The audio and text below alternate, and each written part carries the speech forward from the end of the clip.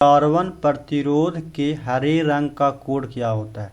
देखिए इस टाइप का सवाल अक्सर ये पूछे जाते हैं, तो इसको थोड़ा डिटेल से हम लोग कर लेते हैं। देखिए एक इसमें हम आप लोग को ट्रिक बता देते हैं, कोई भी कलर के पूछेगा आप लोग का नहीं छूटने वाला, इस टाइप का जो ऑब्जेक्टिव है नहीं छूटने वाला है। देखिए एक हम ट्रिक देते हैं, वी वी रॉय, ठीक है, V V Roy of Great Britain, ठीक है, Great Britain has very good wife. तो इसमें देखिए V V Roy of Great Britain has very good wife, इसको आप लोग याद चाहे तो याद कर सकते हैं। देखिए ई बी का मतलब ये बी हो गया, अब बी का मतलब यहाँ समझिएगा ब्लैक, और ए वाला बी का मतलब समझिएगा ब्राउन, और ए वाला आर का मतलब समझिएगा रेड, और ओ का मतलब समझिएगा ऑरेंज, और ए वाई का मतलब समझिएगा येलो, और यहाँ से हेल्पिंग वर्ब को काट दीजिएगा, यहाँ भी इसको नहीं लेना है, ठीक है, बाकी सबको ले लीजिए। यहाँ से जी लीजिएगा, यहाँ से बी लीजिएगा, यहाँ से स्टार्टिंग वाला लेटर को लेना है, जी लीजिएगा, वी लीजिएगा, यहाँ से जी, और यहाँ से डब्लू।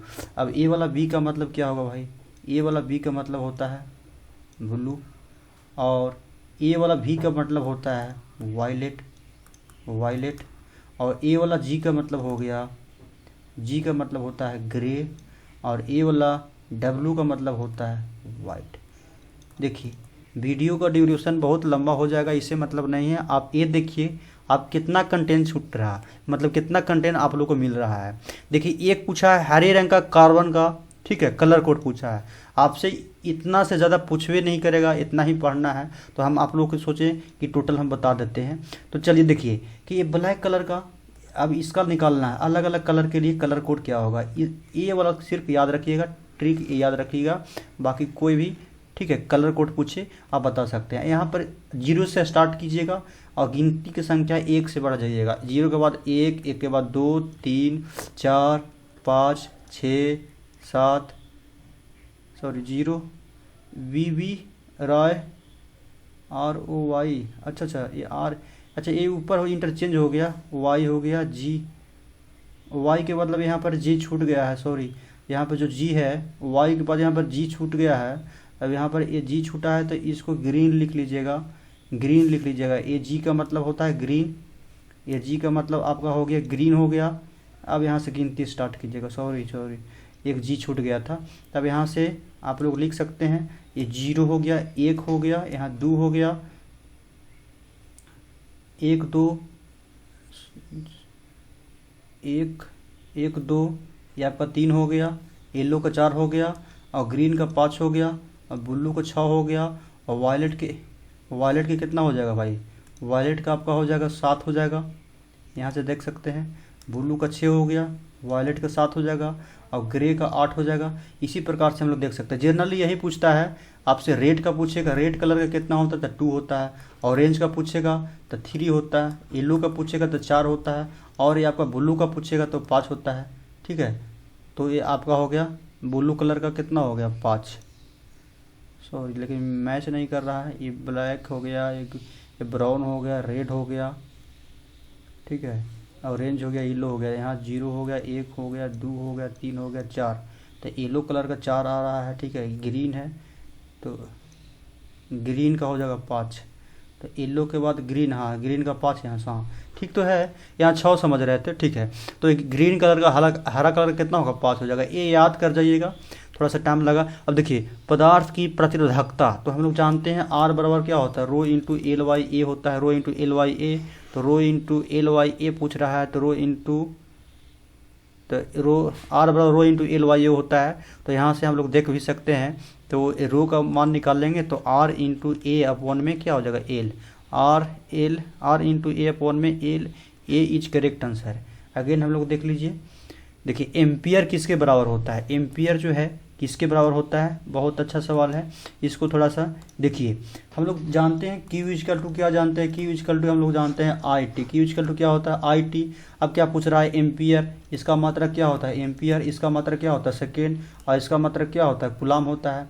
अब एम्पियर पूछ रहा है तो A इक्वल टू रहने दीजिए, गुना में है तो भागा में चल जाएगा, तो कूलाम प्रति सेकेंड। एम्पियर को कूलाम प्रति सेकेंड कर सकते हैं। किलोवाट आवर किसका मात्रक है? अभी जस्ट बताया किलोवाट आवर ये ऊर्जा का मात्रक है। अच्छा, इसमें क्या है? विद्युत हीटर जिस पदार्थ का उपयोग किया जाता है वह क्या है? तो विद्युत हीटर में जो ये विद्युत हीटर होता है और इसमें जो तार का प्रयोग किया जाता है, विद्युत हीटर में जो कॉइल लगा होता है ये नाइक्रोम का बना होता है, जिसका प्रतिरोध का मान क्या होता है? उच्च होता है, हाई होता है। अगेन देख लीजिए, ये सवाल नंबर कितना था भाई? ये सवाल नंबर आपका 17 था, ये आपका सवाल नंबर 18 हो जाएगा। चलिए, ये सवाल में कुछ ठीक है दम है भाई। देखिए, ये सवाल जो है 18 नंबर है, इसमें थोड़ा सा हम डिटेल्स में करने का प्रयास करेंगे ताकि इस टाइप का सवाल अधिकतर ये पूछे जाते हैं। ठीक है, तो हम लोग प्रयास करेंगे थोड़ा सा इसमें डिटेल से देखने का। देखिए, इसमें जो है ये जो है मान लीजिए कि कुंडली है, ये क्या है? कैपेसिटर है, और ये जो है आपका ओमी प्रतिरोध है, और इसमें AC सोर्स के साथ में ऐसे जोड़े हैं। अच्छा, ये कुंडली है तो इसको इसमें प्रतिरोध होता है XL, और इसमें प्रतिरोध होता है XC, ऐसे प्रतिरोध होता है R। आप जैसे ही इसमें धारा प्रवाहित होगा तो ये तीनों मिल करके क्या करेगा? XC, XL और R जो है धारा के मार्ग में क्या करेगा? ये विरोध करेगा। तीनों मिल करके धारा के मार्ग में क्या करेगा? ये इधर जाएगा तो तीनों मिल करके धारा के मार्ग में विरोध करेगा। तो उसी प्रॉपर्टी को हम लोग बोलते हैं प्रतिबाधा, और प्रतिबाधा को हम लोग सूचित करते हैं Z से। अब इसका फार्मूला होता है, याद कर जाइएगा, ये तीनों मिलाकर फार्मूला, यहाँ L हो गया, यहाँ C हो गया, R, तो इसी को बोला जाता है LCR परिपथ, LCR प्रतिपथ। तो LCR परिपथ में क्या लगा रहता है? यह है कुंडली, इसमें क्या है? कैपेसिटर, जिसको संधारित्र बोलते हैं, और ये क्या है? तो ओमीय प्रतिरोध लगा रहता है, इसी को बोला जाता है LCR परिपथ। तो LCR परिपथ Z क्या है? तो प्रतिबाधा। प्रतिबाधा का मतलब क्या है? ये तीनों मिल करके LCR मिल करके धारा के मार्ग में विरोध करना। इसका फार्मूला क्या होता है भाई? तो इसका फार्मूला होता है R² बराबर, याद कर जाइएगा, R² बराबर XL माइनस XC का whole square, XL minus XC का होल स्क्वायर। अब क्या पूछा है? अब यहाँ से एक पॉइंट और याद कर जाइएगा, XL बराबर होता है ओमेगा इंटू L, और यहाँ से XC बराबर होता है 1 में ओमेगा इंटू C। ये बहुत ही इम्पोर्टेंट पॉइंट है, ये बहुत ही इम्पोर्टेंट पॉइंट है। और यहाँ से देखिए, और यहाँ से यदि पूछे तो ओमेगा इक्वल टू होता है थीटा बाई टी, और यहाँ से 2 पाई, थीटा का वैल्यू यदि 2 पाई लें, यहाँ टी लिखेंगे तो 1/t को हम f भी बोलते हैं, तो 2 पाई f। तो कहीं कहीं ये भी पूछेगा 2 पाई f, ओमेगा इक्वल टू क्या होता है? तो 2 पाई f भी पूछ सकता है। ठीक है, तो अब देखिए, अब यहाँ से एक पॉइंट और पूछेगा आपसे। देखिए, एक पूछा है, हमने कई पॉइंट क्लियर किया। देखिए, यहाँ से एक पॉइंट और पूछेगा, पावर फैक्टर। क्या पूछेगा? Power factor. पावर फैक्टर का मतलब शक्ति गुणांक। शक्ति गुणांक का फॉर्मूला होता है R/Z। Z क्या है? तो प्रतिबाधा। R क्या है? तो ओमीय प्रतिरोध, ये वाला R, और Z प्रतिबाधा है। तो ये शक्ति गुणांक का ये फार्मूला हो गया, शक्ति गुणांक। अब इसमें जो भी पूछेगा उसको हम कैलकुलेट करेंगे। अब यदि आपसे पूछेगा, देखिए यहीं पे सब क्लियर पॉइंट हम कर देते हैं। यदि आपसे पूछेगा LCR परिपथ की प्रतिबाधा क्या होता है, तो LCR ये हो गया। अब आपसे यदि पूछेगा कि LR परिपथ की प्रतिबाधा क्या होगा, LR परिपथ, तो इसमें क्या नहीं है? इसमें C नहीं है, तो C वाला को इसमें हम 0 मान लेंगे। ये वाला C जो टर्म है इसको हम 0 मान लेंगे, तो यही ना बचेगा। तो LR परिपथ की प्रतिबाधा पूछेगा तो हम लोग प्रतिबाधा को किस यूज करते हैं? Z बराबर क्या हो जाएगा? इसमें C नहीं है, और हम जानते हैं तीनों को मिला करके ये Z का जो फार्मूला होता है R² XL माइनस XC का होल स्क्वायर, जो कि इसमें C प्रेजेंट नहीं है, तो C को हम क्या मान लेंगे? 0 मान लेंगे। तो ये आपका हो जाएगा R² प्लस में XL का होल स्क्वायर। C तो है ये नहीं है, तो इसलिए छोड़ दिए। अब यहाँ से देखिए, इस फॉर्मेट में भी देगा और आपसे इस ओमेगा के फॉर्मेट में भी दे रहा है, तो ये आपका हो गया R², और XL बराबर क्या होता है? देखिए, XL बराबर होता है ओमेगा इंटू L, तो यहाँ से स्क्वायर है तो ये हो जाएगा ओमेगा स्क्वायर इंटू L²। देखिए, यही हो गया LR परिपथ की प्रतिबाधा, डेज करेक्ट। अच्छा, अब यदि आपसे पूछता कि LC परिपथ की प्रतिबाधा पूछता, तो इसमें एल और सी है, इसमें आर नहीं है तो आर को 0 मान लेते हैं, यहाँ पर ए आर 0 हो जाता है, यही हो जाता है फुल फार्मूला।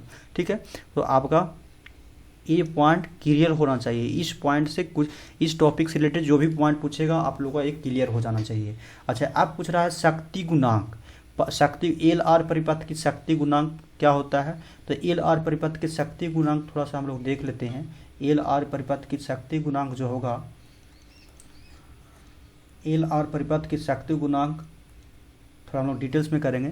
क्या पूछ रहा है, एल आर परिपथ, एल आर परिपथ की शक्ति गुणांक, शक्ति गुणांक इसको देखिएगा अच्छा से। एल आर पूछे, सी आर पूछे, शक्ति गुणांक जिसको बोलते हैं power factor, power factor, power factor इसको शक्ति गुणांक। और शक्ति गुणांक का जो फार्मूला होता है आर अपॉन में जेड होता है। और एल आर के लिए हम जेड का फार्मूला क्या जानते हैं, एल आर परिपथ के लिए जेड का जो फार्मूला हम जानते हैं क्या होता है, आर स्क्वायर और प्लस में एक्स एल का होल स्क्वायर, क्योंकि सी नहीं है ये भी हो सकता है, नहीं तो हम लोग यहाँ भी ऐसा लिख सकते हैं आर स्क्वायर प्लस में एक्स एल के जगह पर ओमेगा इंटू एल होता है तो इसका होल स्क्वायर हो जाएगा। तो अब हम लोग यहाँ से क्या लिख सकते हैं, आर स्क्वायर बराबर omega square into L square. यहाँ जेड का फार्मूला, तो ये आर है तो ऊपर में आर रहने दीजिए, और यहाँ पर जेड है तो इसको लिख लीजिए आर स्क्वायर प्लस में ओमेगा स्क्वायर एल स्क्वायर। अब यदि पूछा एल सी आर के पूछता, चाहे एल और सी पूछता, तो यहाँ एल और सी रहते आर को कैंसिल कर देते। चलिए इस टाइप के ये सवाल था। अगेन हम लोग देख लेते हैं कहाँ तक बात कर चुके हैं। चलिए अगेन हम लोग 2 नंबर 3 नंबर बात कर चुके हैं, ये 5 नंबर इसे भी बात कर चुके हैं, ये भी हो गया, ये भी हो गया, ये भी हो गया। चलिए एल आर भी हो गया। चलिए आपका फार्मूला ये देखिए, ये भी टॉपिक जो है बहुत इंपॉर्टेंट है, इसको भी थोड़ा सा टाइम लेकर के हम क्लियर ही कर देते हैं। देखिए क्या है, एक प्रतिवर्ती धारा का समीकरण जो है इतना दिया हुआ है और आपसे पूछ रहा है धारा का वर्गमूल। इस टाइप के सवाल अक्सर ये पूछे जाते हैं, बहुत इंपॉर्टेंट है। तो प्रतिवर्ती धारा क्या होता है, प्रतिवर्ती धारा के लिए समीकरण जो होता है ऐसे इस टाइप का समीकरण होता है। और ये ऊपर वाला जो वैल्यू होता है इसको बोलते हैं आई नोट, धारा का शिखर मान होता है, धारा का शिखर मान। अब यहाँ 0 से यहाँ एंगल कितना हो जाएगा, पाई हो जाएगा, यहाँ एंगल कितना होगा 2 पाई होगा। अच्छा, इसका जो समीकरण होता है प्रतिवर्ती धारा के लिए समीकरण देख लीजिएगा, आई बराबर आई नोट साइन ओमेगा टी, आई बराबर आई नोट साइन ओमेगा टी। अब इसको मैच कीजिए। अच्छा, यहाँ से एक और देख लीजिएगा, ओमेगा बराबर अभी जस्ट बताया 2 पाई एफ होता है, ओमेगा बराबर 2 पाई एफ होता है। अच्छा, ये 2 पाई एफ कहाँ से आया है, तो 2 पाई एफ थीटा अपन में टी होता है ना, तो 2 पाई यहाँ से पूरे एक रिवोल्यूशन के लिए हो जाएगा, यहाँ से यहाँ तक के लिए 2 पाई और 1/t को बोलते हैं एफ, इसीलिए 2 पाई एफ आया है। चलिए अब क्या पूछ रहा है, एक फार्मूला और देख लीजिएगा, जो आई आर एम एस होता है धारा का वर्ग माध्य मूल मान। आई आर एम एस का फार्मूला होता है, याद कर जाइएगा, बहुत इंपॉर्टेंट है। आई बराबर आई नोट, ये पूछता है आई बराबर आई नोट, आई बराबर आई नोट अपॉन में √2, और पॉइंट में यदि इससे पूछे तो 0 पॉइंट, ठीक है 0.707 इंटू में आई नोट, ये पूछता है। ठीक है, अच्छा आपसे अब क्या पूछ रहा है भाई, धारा के लिए समय आई बराबर आई नोट साइन ओमेगा टी होता है, आई बराबर आई नोट साइन ओमेगा टी। हम ये समीकरण जनरल फार्मूला ये हम यही जानते हैं, आई बराबर आई नोट साइन ओमेगा टी जानते हैं। अब आपसे क्या पूछ रहा है, सॉरी ये आपसे जो है ये पूछ रहा है, देखिए ये जो है समीकरण है, ये हम समीकरण जानते हैं। और दिया हुआ है क्या भाई, दिया हुआ है आई बराबर 60 साइन 100 पाई टी दिया हुआ है, यही दिया हुआ है। तो इसके जगह पर कंपेयर कीजिए, तो आई नोट का मान कितना हो गया 60 हो गया, और टी है तो टी है यहाँ, लेकिन ओमेगा का वैल्यू कितना दिया हुआ है, ओमेगा का वैल्यू 100 पाई दिया हुआ है। अब इसमें देखिए हम जानते हैं क्या पूछ रहा है, आई आर एम एस पूछ रहा है, तो आई आर एम एस बराबर क्या होता है आई अपॉन में √2, और आई नोट का वैल्यू कितना है 60 है, तो यहाँ पर लिख लेंगे 60, ये तो फार्मूला है 60, वाई में क्या हो जाएगा √2, और इसको समीकरण कीजिएगा √2 और इधर भी कीजिएगा √2, तो कितना हो जाएगा, ये आपस में हो जाएगा 60 √2 हो जाएगा, और यहाँ 2 हो जाएगा, तो आपका 30 √2 2 हो जाएगा। तो 30√2 कहाँ है इसमें है, तो यही आंसर हो जाएगा। लेकिन 50 ये हटर्ज आता है कि नहीं आता है, बिल्कुल आएगा, क्योंकि ओमेगा इजकल टू क्या होता है, omega equal to 2 pi F होता है, यहाँ पाई है भाई, 2 पाई एफ होता है, और ओमेगा का वैल्यू कितना दिया हुआ है, 50 पाई दिया हुआ है, और बराबर 2 पाई एफ। यहाँ से कैंसिल हो जाएगा तो 50 मरतबा आएगा नहीं, तो 50 हटर्ज भी आ रहा है। तो ये सवाल बहुत इंपॉर्टेंट है, याद रख लीजिएगा। चलिए अगेन हम लोग देख लेते हैं। अगेन आपका सवाल है, अगेन सवाल है 21 नंबर सवाल क्या है, एक तप तार एमिनोमीटर। याद रख जाइएगा, तप तार एमिनोमीटर जो है धारा का IRMS मान मापता है। तो धारा का प्रतिवर्ती धारा, ठीक है, प्रतिवर्ती धारा का मूल माध्य वर्ग मान को मापता है। यहाँ से देख लीजिए, प्रतिवर्ती धारा के लिए शिखर वोल्टता, देखिए शिखर वोल्टता जैसे ही बोलेगा तो V नोट बोलेंगे। अच्छा, आभासी वोल्टता बोला जाता है, VRMS को बोलते हैं आभासी वोल्टता, और इसका भी फार्मूला होता है VRMS बराबर V नोट अपॉन में √2, V नोट अपॉन में 2 होता है। तो VRMS बराबर क्या हो जाएगा, V नोट का वैल्यू कितना है 440 वोल्ट है, और यहाँ से √2 ले लेंगे, इसका परमीकरण कर देंगे √2 अपॉन √2 से, तो ये कितना हो जाएगा 440 √2 अपॉन में 2, ये कैंसिल होगा, तो ये आपका हो जाएगा 220 √2 volt. C is correct answer. Again देख लीजिए, अगेन आपका है सवाल, अगेन है, ये कितना नंबर सवाल था भाई, ये आपका है 22, तो 23 नंबर हो जाएगा।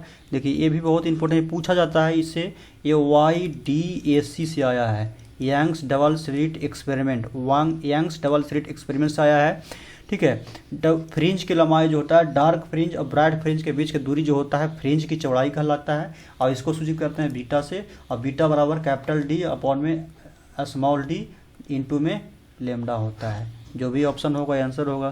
तो देखिए कैपिटल D अपॉन में स्मॉल d इंटू लेमडा हो गया। अच्छा, ये जो है 24 नंबर सवाल, 24 नंबर सवाल बहुत इंपॉर्टेंट है, इस टाइप के सवाल आपसे पूछा जाता है। देखिए क्या पूछ रहा है, 25 जो है ये दशमिक संख्या यानी दशमलव में है, किस में कन्वर्ट करना है, ये द्विधारी में कन्वर्ट करना था। हम यहीं पे आप लोगों को सिखा देते हैं, इस टाइप का सवाल पूछेगा तो आप लोगों को क्लियर ही हो जाएगा। देखिए यहाँ 10 दिया है, और यहाँ पर दशमलव है ना, दशमलव संख्या, तो यहाँ नीचे आधार में 10 लिया जाता है, और यहाँ पर जो है पूछ रहा है द्विधारी, तो आधार में 2 लिया जाता है। अब इसको इस टाइप में पूछता है, ठीक है। तो यदि देखिए ये 25 लिखा हुआ, 25 को बाइनरी संख्या में लिखना, यानी बाइनरी का मतलब वैसा संख्या जिसमें जो हो 0 और 1 के मिलाकर के लिखने वाला जो संख्या होता है, ये बाइनरी नंबर संख्या है। और ये जो है कंप्यूटर लेवल लैंग्वेज है, कंप्यूटर समझता है, हम लोग नहीं समझते हैं। तो ये हम लोग ऐसा लैंग्वेज समझते हैं, लेकिन ये कंप्यूटर को समझने के लिए ये बाइनरी द्विधारी संख्या में हम लोग को कन्वर्ट करना है। तो क्या करेंगे, देखिए एक ट्रिक बता देते हैं इस, ठीक है, इसको याद करिएगा। देखिए 1, ठीक है, राइट से लिख रहे हैं लेफ्ट की ओर जाएंगे, 1 लिख रहे हैं, 1 के बाद 2, और 2 के बाद 2 से गुना करते हुए आगे बढ़ जाना है। 1 2, 2 के बाद 4 हो जाएगा, 4 के बाद 8 हो जाएगा, 8 के बाद क्या हो 16, और 16 के बाद यहाँ क्या हो जाएगा, ये 32 हो जाएगा। 16 के बाद यहाँ 32, और 32 के बाद 64। अब कैसे समझेंगे कि आगे तक कहाँ तक बढ़ना है, तो संख्या को देखते हुए, ध्यान में देखते हुए आगे हम बढ़ेंगे, क्योंकि यहाँ 25 लिखा हुआ है, यहाँ 16 था मैक्सिमम, तो 16 से कुछ ज़्यादा बढ़ गए, हो गया 32। अब यहाँ पे स्टॉप कर जाएंगे। अब हमको लिखना है 25 के, ठीक है, 25 क्या है, द्विधारी दशमलव संख्या है, और इसको चेंज करना है बाइनरी में। तो अब क्या करेंगे कि ये हम लोग को ये ध्यान में रखना है कि कौन कौन से संख्या को हम जोड़े, कि जोड़ कर करके 25 आना चाहिए। 25 को लिख रहे हैं तब, तो ये 8 16 ले रहे हैं, 8 16 8 कितना हो गया 24, और 24 में कितना हो गया 25। अब जिसको लिए हैं ये इसको लिए हैं, इसको लिए हैं, तो जिसको लेंगे उसको नीचे 1 लिखेंगे, और इसको नहीं लिए इसको नीचे 0, इसको नीचे 0, इसको लिए हैं, ये हो गया आपका बाइनरी में कन्वर्ट। तो 1 1 0 0 1। अब बाइनरी में है तो बेस में कितना रहेगा 2 रहेगा। इसी तरह से हम लोग कोई भी संख्या को 33 रहे या 35 रहे, कोई भी संख्या को हम लोग कन्वर्ट कर सकते हैं, ठीक है। तो आपका 1 1 क्या हो गया 1 1 0 0 1, C is correct answer. Again देखिए, अगेन आपका है, अगेन इसमें तो बताया गया था पिछले वाला सवाल। अगेन आपका है कितना नंबर सवाल था भाई, ये आपका था, ये आपका 24 नंबर सवाल था, ये 25 नंबर सवाल हो जाएगा, 25 हो जाएगा, ये 25, ये 26, ये आपका होगा 27। तो परावैद्युतांक, परावैद्युतांक का मात्रक क्या होता है, एप्सिलॉन नोट का होता है, इसका जो मात्रक होता है कूलाम स्क्वायर प्रति न्यूटन मीटर स्क्वायर। और यदि आपसे पूछे के का, तो क्या हो जाएगा न्यूटन मीटर स्क्वायर प्रति coulomb square, newton metre square प्रति कूलम स्क्वायर। इसका वैल्यू तो जानते ही हैं 8.8 गुने 10 के पावर -12, और इसका क्या होता है 9 गुने 10 के पावर 9 होता है। चलिए, चालक के अंदर इलेक्ट्रॉन की जो गति होती है अपसरित गति होता है, याद कर जाइएगा। एल आर परिपथ की प्रतिबाधा अभी जस्ट बताए, एल आर परिपथ का प्रतिबाधा जो होता है क्या होता है, एल आर परिपथ की प्रतिबाधा यानी प्रतिबाधा को जेड से सूचित करते हैं। और ये जो फार्मूला होगा आर स्क्वायर, इसमें एल है सी नहीं है, तो एल आर का हो जाएगा x इंटू एल स्क्वायर। ए नहीं दिया है तो आपका इसके फॉर्मेट में देगा आर स्क्वायर बराबर ओमेगा स्क्वायर एल स्क्वायर, जो भी होगा D is correct answer. Again हम लोग देख लेते हैं प्रतिवर्ती धारा के लिए धारा का I R M S value पूछ रहा है। आई आर एम एस बराबर क्या होता है अभी जस्ट बताया डिटेल से, आई नोट अपन में √2 होता है। तो यहाँ से इसका समीकरण से ही देख लेंगे, आई बराबर, ये समीकरण जानते हैं, आई नोट, सॉरी इसको थोड़ा, चलिए ये आई बराबर क्या होता है, आई बराबर आई नोट साइन ओमेगा टी होता है। तो आई नोट की जगह पर कितना है 60 है, जैसे इससे कंपेयर कीजिए, आई नोट की जगह पर 60 है तो यहाँ पर 60 लेंगे और अपॉन में √2 लेंगे, इसके परिमीकरण करेंगे तो 30√2 is A correct answer. Again देख लेते हैं, अगेन सवाल नहीं है। तो इस वीडियो के माध्यम से आप लोग को जो भी कुछ सीखने को मिला तो प्लीज़ वीडियो को like and share and subscribe कर दीजिएगा, ताकि हम भी मोटिवेट होकर के नए से नए वीडियो लाने की कोशिश करेंगे। Thank you.